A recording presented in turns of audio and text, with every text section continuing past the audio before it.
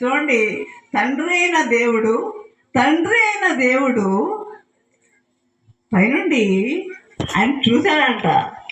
తన తన కుమారుణ్ణి తన కుమారుణ్ణి పంపడానికి కూడా ఆయన ఈ లోకంలోనికి ఆ శిలువ మరణం పొందినంతగా ఆయన పంపడానికి కూడా ఆయన ఇష్టపడ్డాడు.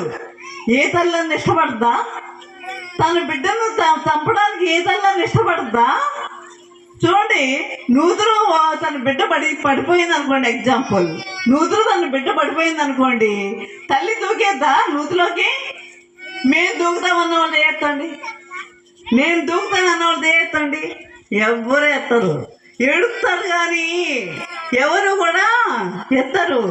కానీ తండ్రి అయిన దేవుడు ఏం చేశాడు? తన కుమారుణ్ణి ఈ లోకానికి పంపడానికి ఎవరున్నారు? ఈ భూలోకంలో ఎవరున్నారు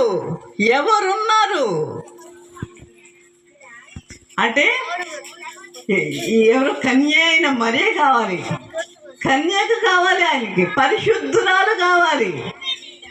అందుకని మరియను ఎన్నుకున్నాడు. మరియ కనపడింది ఆయనకి, తండ్రి అయిన దేవునికి మరియ కనపడింది. ఒకసారి చూడండి, లూకా సువార్త 1వ అధ్యాయము 26వ వచనము. లూకా